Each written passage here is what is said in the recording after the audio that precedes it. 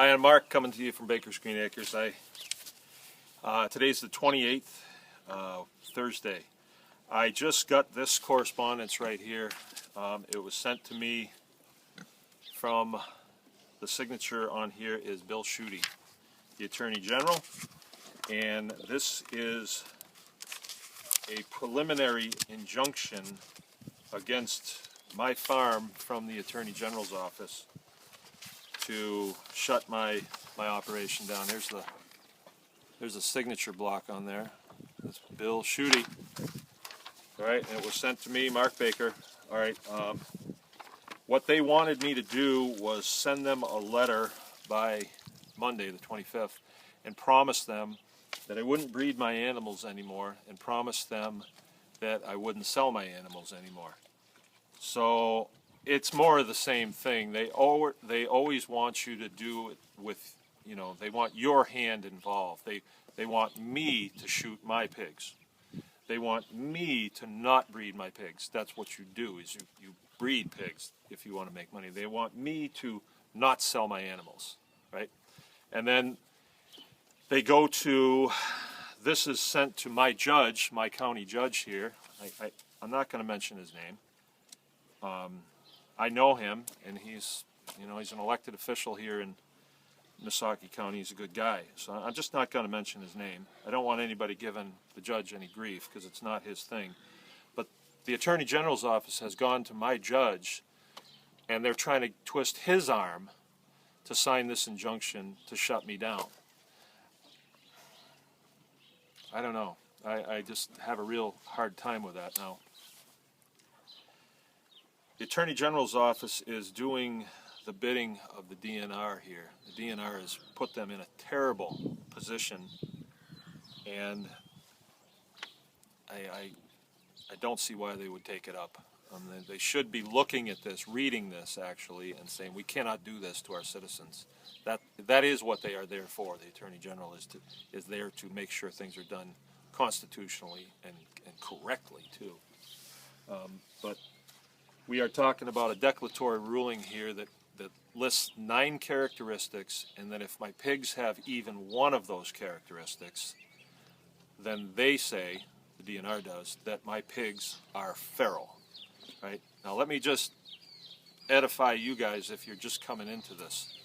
A feral pig, or a feral animal, is an animal that was once domesticated, these are domesticated, and either escaped or was abandoned, and then had to rewild itself in order to survive. And then they breed, and their babies are born. You can't call them wild because it was a domestic animal, and there are no native swine to North America, so you can't call them wild, so you call them feral. But if your pigs are behind fences, this is defined as domestic hog production.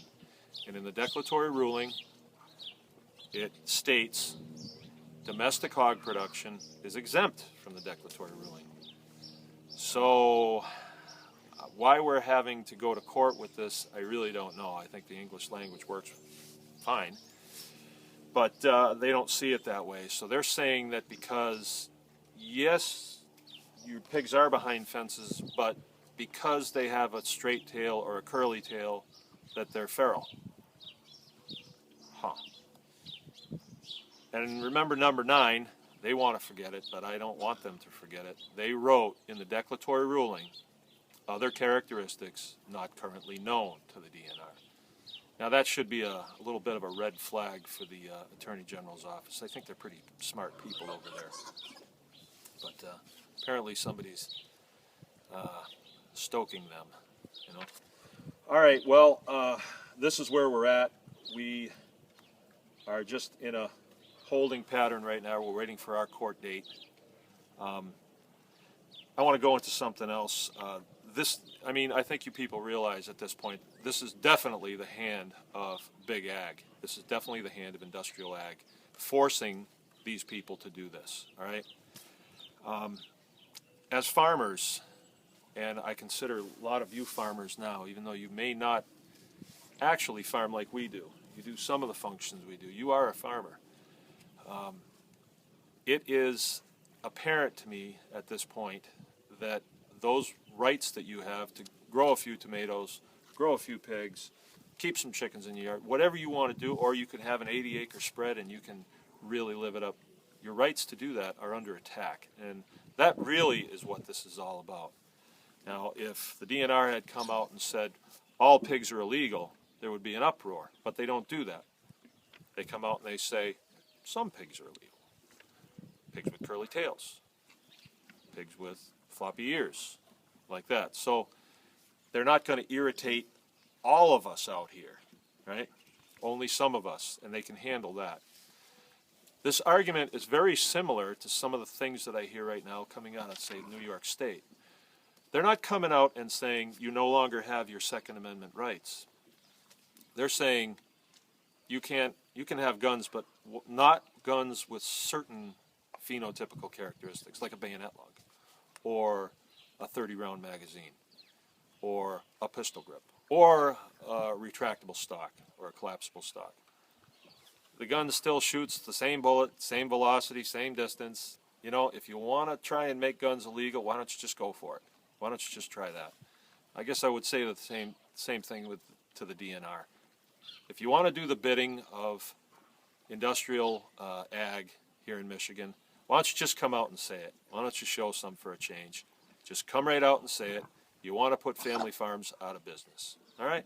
It would make sense. You know, that you have a lot more market share for your CAFOs and all the wonderful things that they do for our environment and the health of our citizens. Why not? Why don't you just come out and say it?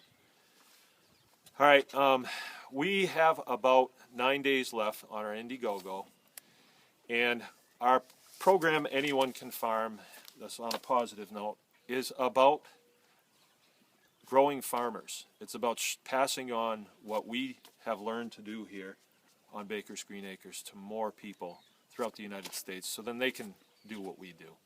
And our intention is to have an Anyone Can Farm chapter in every state in the union, and we plan to do that. We've had very significant donations. As we speak, we are working on our dormitory. We have people lined up for our classes, and we are very encouraged by the turnout that we've gotten and the inquiries that we've gotten. We have 9 days left. We wanted to raise $75,000 to put it into infrastructure and really do the first year right. We're at 10. That's great. That paid for all the floors, all the window coverings. It's going to pay for a lot of the bunk beds. But this is a way to turn this around. Industrial ag controls the majority of the calories that are available for you guys to eat. Need I say more? You really need to start growing some calories for yourself. You really need to do that. I mean, it should be a high priority in your life. You see what our farm is going through, and there are several other farms throughout the United States are going through. These guys are absolutely ruthless, and they will use government agencies to get their way. But they really can't control all of us. They can take me out any time, but my words need to continue on. And take these YouTubes and then lock them away someplace so they can't do away with them forever. This is a resistance movement. Our right to exist, our right to grow our own food and eat what we please. If we want to grow raw milk, I mean, if we want to drink raw milk, it's our business. You know, want to eat roadkill? That's my business, and I don't need some government person who produces nothing. You know, that's the thing about these guys. They think they have all the authority. They produce nothing, right? And they want to tell us, the farmers of this country, the backbone of America, how to live. It kills me that we even give them audience at this point. Anyway, I want to encourage America. I want to encourage America to get behind me, firmly behind me, and show them you will not tread on us. And you can do that by going to my website, making comments, get yourself involved about some of these food issues. Please, I need donations to our Legal Defense Fund. It is very expensive. You've been very faithful, and I am really proud of America right now. I am not proud of my government at this point. I am not proud of them. They don't want to be accountable, and it's because they know that they are doing things that are not right. They're just doing what they're told.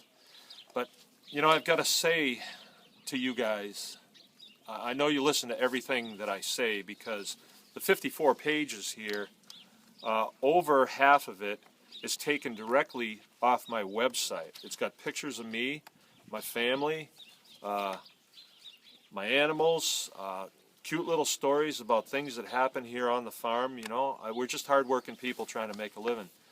So I know you watch me, and there's something you ought to check into, and that was the Nuremberg trials. There was lots and lots of folks that said I was just doing my job. What you're doing right now does not bode well with the American public,